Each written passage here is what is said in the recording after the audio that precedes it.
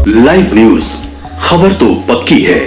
नमस्कार, मैं शंभू कुमार, आप देख रहे हैं लाइव 24 न्यूज़। मेरे साथ आज जुड़ रहे हैं दरभंगा जिला के मुख्य प्रवक्ता, आरजेडी के जिला मुख्य प्रवक्ता हैं। और ये इनसे मैं आप जैसे ही आप नाम सुने हो कि आरजेडी के जिला के मुख्य प्रवक्ता हैं तो आप सोचते हो कि आरजेडी पॉलिटिकल ये बात करेंगे, कोई बहुत सारी पॉलिटिकल बात करेंगे, लेकिन ऐसी बात नहीं है। ये आरजेडी की सरकार है बिहार में, और आरजेडी की सरकार होने के बावजूद भी दरभंगा जिले के जो प्रवक्ता हैं, इनका नाम है विजेंद्र कुमार नटराजन।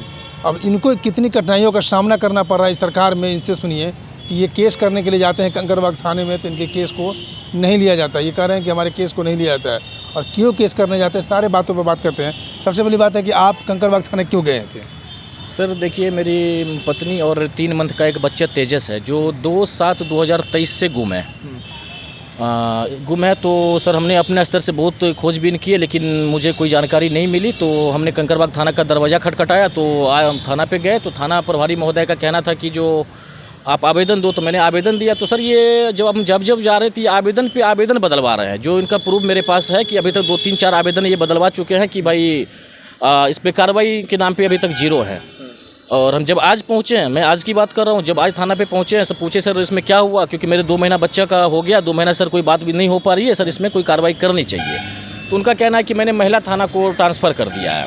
तो इससे तो साफ जाहिर हो रहा है कि जो कंकड़बाग थाना को ट्रांसफ़र कर दिए। जी, महिला थाना को ट्रांसफ़र कर दिया। महिला थाना गए थे क्या? जी, महिला थाना भी हम गए हैं। तो महिला थाना की मैडम से मैंने जब बात की तो महिला थाना का मैडम का कहना था कि ये तो मैटर मेरा नहीं है, लेकिन सर मेरे सर पे बोझ डाल दिए है। अच्छा, महिला थाना के बोले कि मेरे मैटर नहीं है, ये मेरा मैटर नहीं है, और सर का जो है सो दिया हुआ बोझ मेरे पे, क्योंकि ये आपराधिक मामला है, क्योंकि इसमें 5 लाख रुपए फिरौती की बात हो रही है। और एक केस जो पूर्व महेंद्र झा जी है, उनके ऊपर मैंने कदम कुआं थाना में अस्तूरा चला था मेरे ऊपर। अच्छा, जो जिसका केस कौन चलवाया? महेंद्र झा ने चलाया था। तो महेंद्र झा कौन हुए आपके? तो मेरे ससुर जी हुए, और हम लोगों का जो लव मैरिज था तो शुरू से ही विवाद चलते आ रहा था, शुरू से ही। अच्छा, आपकी जो पत्नी लापता है वो शादीशुदा है, मतलब कि आप लोग लव मैरिज किए थे? जी, लव मैरिज। तो इस लव मैरिज से आपके ससुर को आपत्ति हो गई? बहुत ज़्यादा आपत्ति है उनको, बहुत ज़्यादा आपत्ति। इसलिए उन्होंने आपके ऊपर अस्तूरा भी चलवाया? अस्तूरा चला दिए, झूठा मुकदमा कर दिए, मेरे गाड़ी पे एक बार हमला कर दिया गया, तो जिसका एक FIR के सबूत के साथ मेरे पास है। एक कदम कुआं थाना का वो FIR है 14/22।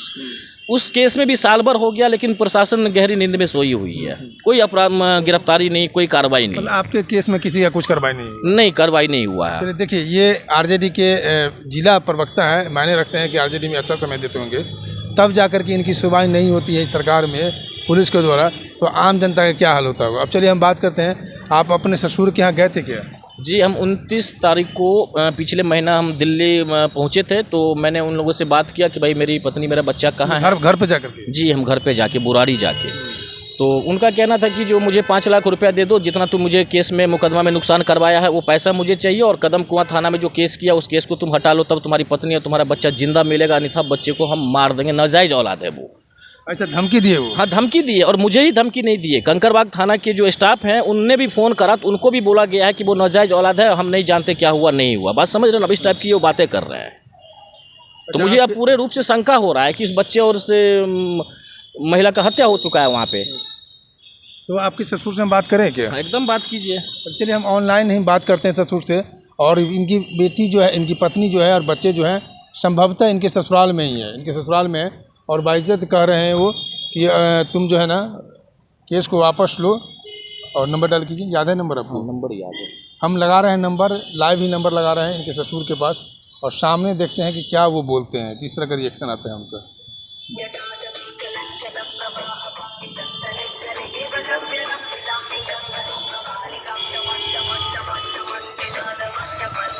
क्या नाम है?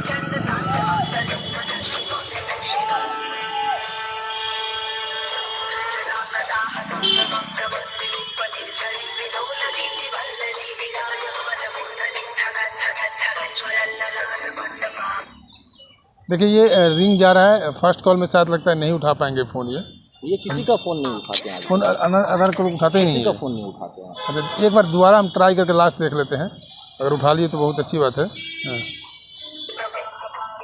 तो ये आपकी शादी कब हुई थी? हम लोग की शादी, पहली शादी 2006 में हुई थी, लेकिन इस शादी को ये अनवैलिड साबित करते आ रहे थे। तो हम लोग की शादी अभी तक 3 बार हुई है।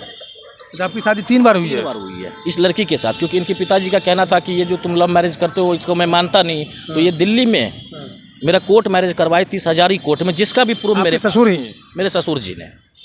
और इसके बाद पटना पंचशिव मंदिर में भी हम लोग ने शादी साथ में करने का काम किया था। यहाँ भी किए थे? यहाँ भी। तो जब ससुर आपको मर्जी से कोर्ट में वो अपनी बातों को रखते हुए कोर्ट में शादी करवाए, तब जाकर के तो आपत्ति नहीं होना चाहिए सर? सर देखिए, यहाँ पे आपत्ति क्या है, मैं नहीं बोलना चाह रहा हूँ, क्योंकि बहुत ही घृणा वाली बात है, क्योंकि हम लोग एक ब्राह्मण समाज से आते हैं। और इसके बाद जो दिल्ली में ये लोग काम करते हैं, एस्पा के आड़ में ये लोग वहाँ पे ओपन पूरे परिवार धंधा में संलिप्त हैं। अब मैं बोल ही देता हूँ इस चीज़ को, क्योंकि दिल्ली में एस्पा चलता है, वो आप लोग भी जानते होइएगा। एस्पा के आड़ में इनके पास जो भी और भी घर में सदस्य हैं, खुल्लम एस्पा चलवाते हैं लोग। अमित जनरल किराना स्टोर करके बुरारी में एक दुकान खोले हुए, दुकान के आड़ में ये गलत धंधा करते हैं, अपने बेटियों लोग के साथ करवाते हैं। General store? जी। जी। अच्छा ये बताइए, आप जब ऑफ कैमरा थे तो शादी पहले आपकी जो आप गर्लफ्रेंड जिससे शादी हुई, शादी हो गई, कुछ दिन के बाद फिर आपसे इसका रिलेशन टूट गया था। अब ये सब भी पूरा क्लियर? हाँ, रिलेशन टूटा नहीं था। लड़की का कहना यह है कि ये लोग जबरन मुझे बंधक बना के दिल्ली में रख लिए थे। वो लड़की का बयान है, मेरा नहीं है। ठीक है। इसके बाद लड़की जब FIR, शादी कब हुई थी आपकी? 2006 में शादी हुई। 2006 में शादी, उसके बाद? ठीक है। इसके बाद फिर हम लोग का रिलेशन रहते गया, फिर लड़की का जबरन शादी करवा दिया गया था एक दूसरे लड़का से। दूसरे लड़का से। ठीक है। तो फिर इसके बाद रिलेशन में बच्चा नहीं हुआ था आपका? नहीं, बच्चा नहीं हुआ था। बच्चा पहला बच्चा 2010 में है। ठीक है। तो इसके बाद रिलेशन हम लोगों का चलते आया, लेकिन बीच बीच में ये जो महेंद्र झा है ना, ये पैसा का दबाव मेरे पे शुरू से डालते गए हैं, बहुत शुरू से डालते रहे। इस बात को लेकर मैंने थाना में कितना बार आवेदन भी दिया, FIR भी हुई है, लेकिन इस पर कोई इनको कान पे जू ही नहीं रेंगता, क्योंकि इनका पैसा ही हो चुका है अपराध। इनका पैसा अपराध है। जब वो बंदी बना कर रख लिए तो फिर दोबारा आए वो? हाँ, दोबारा आया। अभी बता रहा हूँ, बंदी जब तक रखे वो तब तक आप अकेले रहे या शादी भी किया? नहीं सर, अभी नहीं, बंदी के बाद? नहीं सर, हम शादी कर लिए थे। हम तो शादी आपने भी शादी कर लिया? जी, शादी करके हम बाल बच्चा अपने परिवार में खुश थे। इसके बाद ये लड़की फिर 2016 में आके पटना में मेरे साथ जबरदस्ती करने लगी कि मुझे रहना है, या तो मैं रेप केस कर देंगे, ये कर देंगे। और रेप केस कर भी दी। रेप केस मेरे पे हुआ। 2016 में फिर वापस भी आ गए? तब तक आप अपनी शादी एक और कर लिए? हाँ, शादी करके मेरे पास बाल बच्चा, बस अपने लाइफ में जीने लगे। हाँ, जीने लगे। फिर मेरे घर पे आके धमक गई, तो भाई हम लोग अपना जैसे चलने लगे। इसके बाद 2022 में ये आके फिर अपहरण हो गई, खुद से अपहरण हो गई। समझने की बात है, अपने पापा के हाथ से खुद से अपहरण हो गई। तो फिर महेंद्र झा को, जब जक्कनपुर थाना का वो मैटर था, फिर जब आपकी पत्नी आ गई 16 के बाद, पहली वाली पत्नी, तो दूसरी वाली पत्नी आपके यहाँ रुकी कि चली? नहीं, दूसरी वाली पत्नी चली गई, वो भी अपना शादी करके कहीं पे वो खुश है। फिर पहली वाली पत्नी आई तो वो देखिए आपके घर में विवाद, तो वो दूसरी पत्नी चली गई? जी, वो चली गई और वो अपना शादी करके अपना घर बसा लिया। वो अपना घर बसा? जी। और वो भी चली गई, और फिर ये आप पर जबरन अपहरण का केस करके ये भी निकल गई? नहीं, अपहरण का केस तो ये मेरे पे करके 2022 में जो है सो वो चली गई। रेप केस करी इसके पापा के दबाव में, जो कोर्ट में 64 का बयान दिए है। वो जक्कनपुर थाना का वो मैटर था, कोर्ट में 164 का बयान दिया। हमारे वकील साहब भी यहाँ पे खड़े ही हैं, जो मेरे पापा ने मुझे ज़बरदस्ती इस केस में बयान दिलवाए, ज़बरदस्ती बयान दिलवाए। डर के मारे सर हमने कोर्ट में जाके 64 का बयान दे दिया, लेकिन मेरे साथ ना कोई रेप हुआ है, ना कुछ भी हुआ है। मैं झूठा एलिगेशन इसके ऊपर लगा दिया था। उस केस में हम बेल लेके बाहर है, और थाना प्रभारी महोदय को सब कुछ, जक्कनपुर थाना प्रभारी महोदय जो, उनको सब कुछ वास्तविकता शीशा की तरफ दिखते हुए नजर आ रहा है उस केस में। चलिए, मेरे साथ वकील साहब जुड़ेंगे। इनका जो केस लड़ रहा है, क्या नाम हुआ सर आपका? चंदन कुमार। चंदन कुमार जी, क्या होगा इस केस में, क्या होगा? देखिए, इनका जो पहला मामला था, इनकी पत्नी जो है लगभग 9 या 10 जनवरी 2022 को इनका दुकान था बिगरापुर में, बाबू सिंगार फदन करके। वहाँ पे इनकी पत्नी जो है और बच्चा, इनका बेटा जो है, दोनों गुमशुदा हो गई। इन्होंने जक्कनपुर थाना में कई बार चक्कर लगाने के बाद जो है अपनी पत्नी और बच्चा का लापता का अपना ये FIR लॉन्च करवाया। उसके बाद लड़की अपने पिता के घर से रिकवर होती है और भाई के साथ यहाँ आती है। यहाँ आने के बाद 164 का बयान देती है। उसमें ये कहती है जो हमको ये जबरन रखा हुआ था और हमारे साथ नाजायज़ संबंध बनाया था। फिर वही लड़की पुनः जो है कंप्रोमाइज़ किया। फिर वही लड़की जो है दिल्ली में जाके फिर शादी की। तो इस तरह का इन लोग का मामला चले आ रहा है। इससे तो साफ स्पष्ट है, कहीं ना कहीं लड़की में त्रुटि है, या कोई प्रेफर से कर रही है ऐसा, या उसका अपना मनमर्जी है। या इनको फैसला न्याय इनकी तरफ हुआ कि नहीं? हाँ, न्याय तो हुआ ही, तभी तो ये 376 में आज बरी हो गए। न्यायालय आज इनके पक्ष में था, नहीं तो 376 में जो है कोई जल्दी बरी नहीं होता। चलिए, ठीक है। तो इनको न्याय आज ही बेल मिला है आपको? पहले ही बेल मिल जाएगा।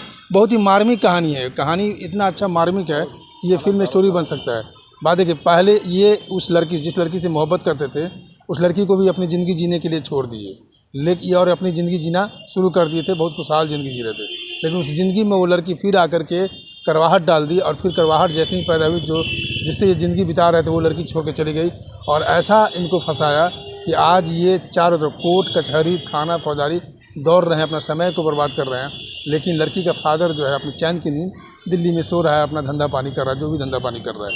और इनकी पत्नी अभी पत्नी और बच्चा है तो इनको तो बच्चे के प्रति प्रेम रहेगा ही और बच्चे अगस्त से लापता है और बच्चा और पत्नी दोनों लापता है। लेकिन अभी तक बरामदगी देखिए स्क्रीन पर दिखा रहे हैं, ये देखिए यही है छोटा सा बच्चा है, 3 महीने का बच्चा है, पत्नी है, ये छोटा सा बच्चा है, पत्नी है और ये लापता है और कहाँ है ये पता नहीं। ये थाने में भी केस करने की कोशिश करते हैं लेकिन अभी तक थाने में एफआईआर नहीं लिया गया है, थाने में एफआईआर नहीं लिया गया है। तो देखिए थाने को एफआईआर लेना चाहिए, थाने महिला थाना में ट्रांसफ़र कर दिया, महिला थाना का हमारे ऊपर बोझ डाल दिया गया।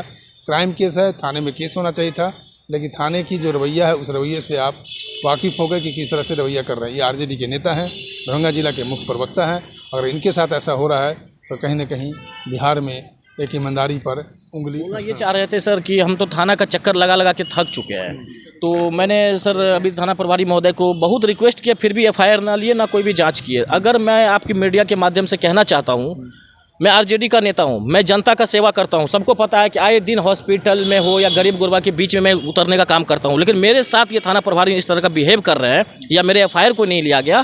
तो आपके मीडिया के माध्यम से पूरे बिहार और अपने सरकार को, जो हमारे सरकार मान लीजिए तेजस्वी प्रसाद यादव जी भैया जी हैं, उनको भी मैं कहना चाहता हूँ, अगर मेरे बच्चे और मेरी पत्नी पे जरा सा भी खरोच आती ना, तो ये कंकरबाग थाना प्रभारी जो क्या नाम है इनका, शंकर कोई हैं, रविशंकर सर, रविशंकर जी के ऊपर पूरा आरोप सत्यापित करेंगे हम लोग, क्योंकि इनका हाथ उस केस में अब संलिप्तता दिख रही है मुझे, क्योंकि इसमें अपराध क्या बोलते हैं ना, एफआईआर लेने से मना कर रहे हैं। अगर मेरे बच्चे और मेरी पत्नी पे जरा सा भी खरोच आता है तो इसका पूरे जिम्मेवार कंकरबाग थाना प्रभारी महोदय होंगे इस केस में। देखिए इनका साफ साफ कहना है कि अगर मेरी पत्नी और बच्चे नहीं मिलेंगे तो कंकरबाग थाना के थाना प्रभारी को दोषी माना जाएगा। मैं शंभू कुमार, कैमरा जर्नलिस्ट राजेश के साथ पटना। अगर मेरे चैनल को लाइक और सब्सक्राइब नहीं किया तो लाइक और सब्सक्राइब करें। Thank you so much. Live news, खबर तो पक्की है।